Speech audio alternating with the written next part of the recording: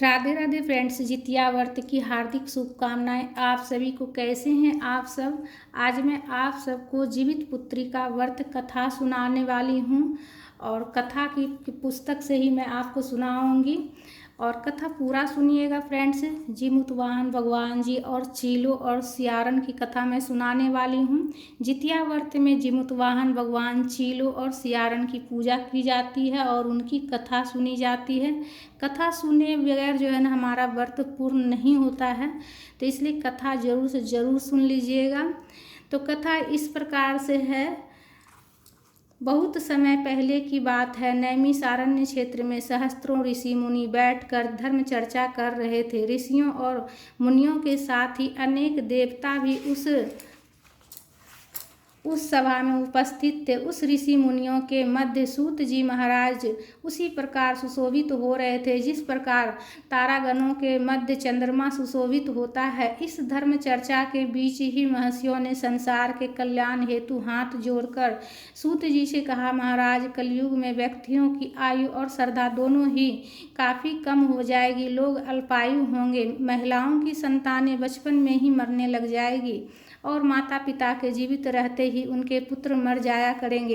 एक ऋषि ने हाथ जोड़कर आगे कहा, महाराज, इस भीषण विपत्ति से बचने का कोई तो उपाय होगा। सूत जी बोले, आपने बहुत ही उत्तम प्रश्न पूछा है।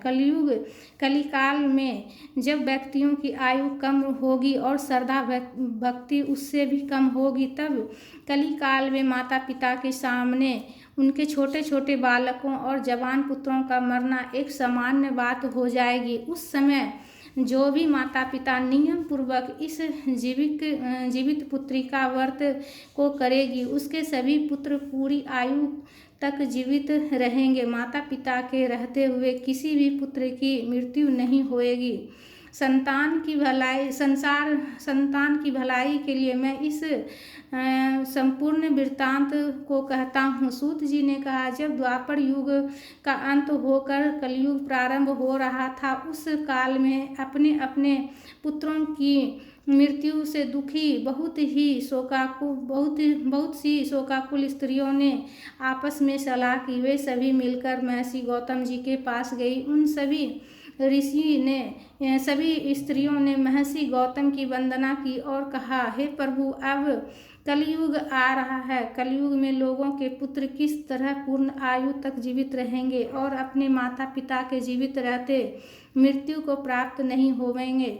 इसके लिए कोई उपाय बतलाइए। कोई ऐसा व्रत, जप, तप अथवा पूजा हो तो हमसे कहिए। गौतम जी ने कहा, मैं आपको एक प्राचीन वृत्तांत सुनाता हूँ, ध्यान पूर्वक सुनिए। महर्षि गौतम बोले, महाभारत का युद्ध समाप्त हो जाने के बाद एक रात्रि में द्रौपदी के 5 सोते हुए पुत्रों की द्रोणाचार्य के पुत्र अश्वत्थामा ने हत्या कर दी थी। द्रौपदी सहित 5 पांडव बहुत ही अधिक दुखी हुए। कुछ समय बाद अपनी सखियों को साथ में लेकर द्रौपदी महर्षि धौम्य के पास गई। द्रौपदी ने महर्षि धौम्य से कहा, हे विप्रव,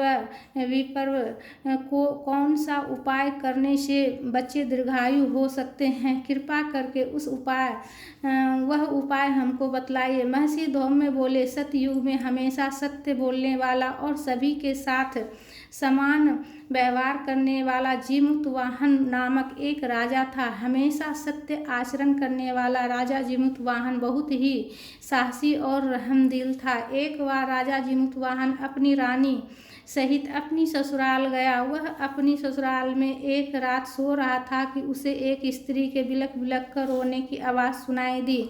वह अपने पुत्र के लिए विलाप कर रही थी। वह बूढ़ी स्त्री बहुत बुरी तरह से रोते हुए बार बार एक ही बात कह रही थी कि मुझ बुढ़िया के जीवित रहते मेरा युवा पुत्र मारा जाएगा। हाय, मैं क्या करूं? उस बुढ़िया का विलाप सुनकर राजा जीमूतवाहन को बहुत दुख हुआ।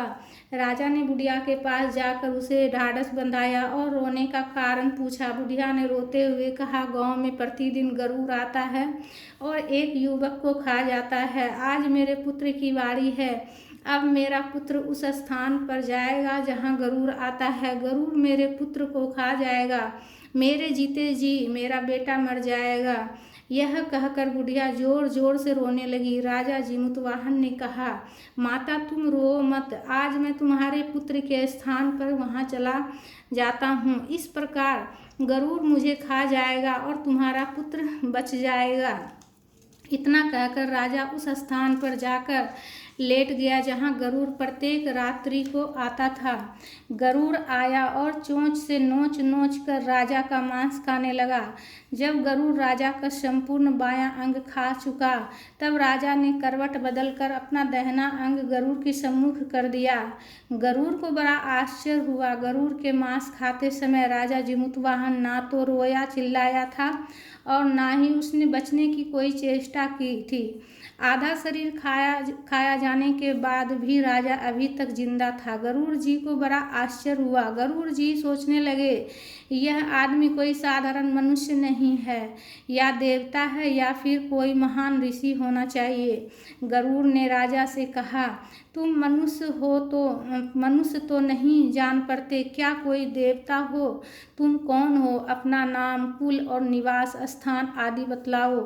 पीड़ा से व्याकुल राजा जीमूतवाहन ने कहा, पक्षीराज, आपके यह प्रश्न व्यर्थ हैं। आप अपनी इच्छा अनुसार मेरा मांस खाइए और अपनी भूख मिटाइए। यह सुनकर गरुड़ जी को और भी अधिक आश्चर्य हुआ। गरुड़ जी ने अपने चमत्कार से राजा के शरीर को पूरा कर दिया।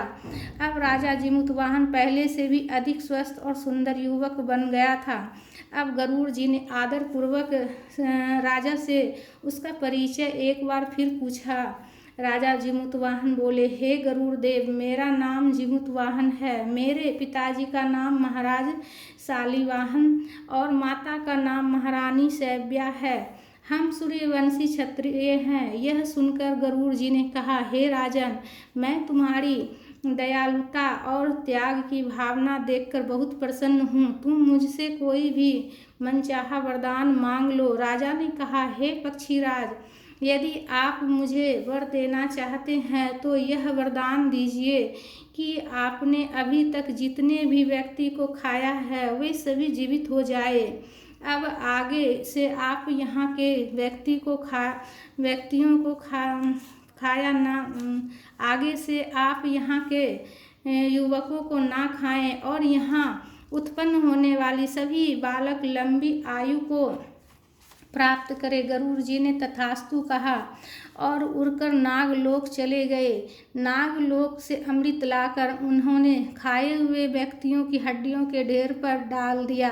वे सभी व्यक्ति जिंदा हो गए। राजा जीमूतवाहन अभी भी वहीं खड़े थे। गरुड़ देव जी ने राजा से कहा, मैं आज संसार के कल्याण हेतु एक और वरदान दे रहा हूँ। आज अश्विनी मास के कृष्ण पक्ष की अष्टमी है। यह अष्टमी सप्तमी रहित और अत्यंत शुभ है। आज तुमने यहाँ की प्रजा को जीवन दान दिया है और मेरे द्वारा खाए गए हजारों युवकों को पूर्ण जीवित कराया है। आज से यह तिथि अत्यंत पवित्र और ब्रह्म भाव से युक्त हो गई है। मैं यह अमृत तीनों लोकों द्वारा पूजित भगवती दुर्गा जी से लाया हूँ। भगवती दुर्गा जी के द्वारा दिए गए अमृत द्वारा ही इन सभी व्यक्तियों को जीवन दान मिला है। यही कारण है कि मातेश्वरी दुर्गा जी का एक नाम जीवित पुत्रिका भी है। गरुड़ जी ने आगे कहा, राजन, आज के बाद इस तिथि को जो स्त्रियां जीवित पुत्रिका माता के रूप में दुर्गा जी की तथा कुसा नामक घास से तुम्हारी आकृति बनाकर दुर्गा जी के साथ साथ तुम्हारी भी पूजा करेगी, उनका सौभाग्य और वंश निरंतर बढ़ता रहेगा। इस बात में जरा भी संशय नहीं। अपनी बात को स्पष्ट करते हुए गरुड़ जी ने आगे कहा, हे राजा जीमूतवाहन, जिस दिन उदय तिथि अष्टमी हो अर्थात सप्तमी से रहित अष्टमी को ही यह व्रत करना चाहिए। सप्तमी युक्त अष्टमी को यह व्रत करने से इसका कोई फल नहीं मिलेगा। अतः शुद्ध अष्टमी को यह व्रत करके अगले दिन नवमी तिथि में ही इसका पारायण करना चाहिए। यदि इस बातों का ध्यान न रखा गया तो व्रत का प्रभाव तो नष्ट तो हो ही जाएगा।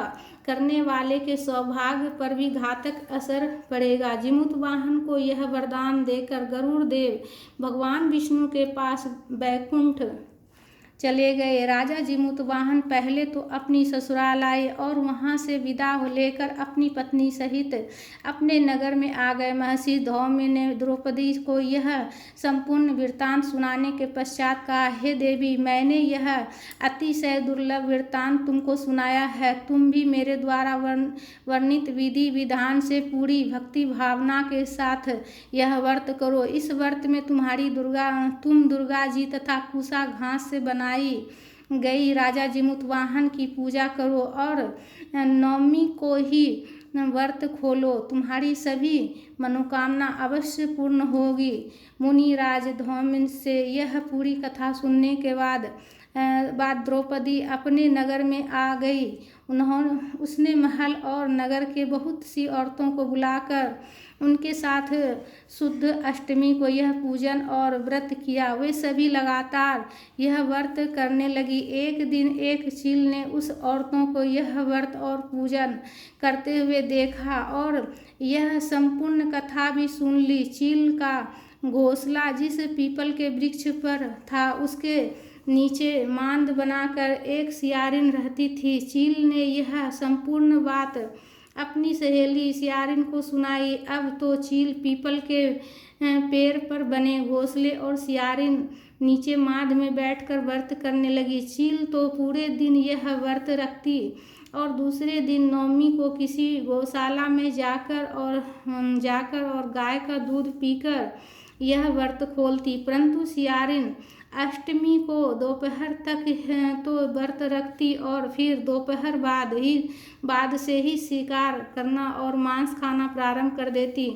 चील और सियारिन को अगला जन्म अयोध्या के एक बहुत ही अधिक धनी परिवार में हुआ। सियारिन का जन्म उस धनी व्यापारी की बड़ी कन्या के रूप में हुआ। चील का जन्म उसकी छोटी बहन के रूप में हुआ। बड़ी लड़की की शादी काशी के राजकुमार के साथ और छोटी बहन का शादी काशी राज के मंत्री के पुत्र के साथ हुआ। धीरे धीरे समय बीतता गया। राजकुमार काशी का राजा बन गया और मंत्री का पुत्र उस राजा का मंत्री बन गया। बड़ी लड़की जो पूर्व जन्म में सियारिन थी उसने पूर्व जन्म में तो अधूरे व्रत किए ही थे, इस जन्म में भी व्रत नहीं करती थी। उसके कई संतानें हुई लेकिन सभी जन्म के कुछ समय बाद मर जाती थी। छोटी लड़की जिसकी शादी मंत्री के पुत्र के साथ हुई उसके 8 पुत्रों को जन्म दिया। उसके 8 पुत्र जीवित रहे। वे 8 पुत्र अत्यंत सुंदर, बलिष्ठ और 8 वसुओं के समान ही तेजस्वी थे। यह लड़की अब भी लगातार जीवित पुत्री का व्रत करती थी। व्रत के प्रभाव से उसे अपने पूर्व जन्म के संपूर्ण वृत्तांत याद था। रानी अपनी बहन के 8 पुत्रों को जीवित देखकर रात दिन जलती रहती थी। एक दिन उसने राजा से कहा, तुम मेरी बहन के पुत्रों को भी वहीं भेज दो जहाँ मेरे पुत्र गए हैं। रानी इस बात पर अड़ गई। राजा उसकी बहन के 8 बेटों को मरवा दे। राजा ने पहले तो रानी को बहुत समझाया कि ऐसा करना अच्छी बात नहीं, इससे तो उसे और रानी को बहुत पाप लगेगा, परंतु रानी अपनी जिद पर अड़ी रही। उसके बाद राजा ने कई बार कोशिश की परंतु उसके एक भी पुत्र का बाल बांका नहीं हुआ।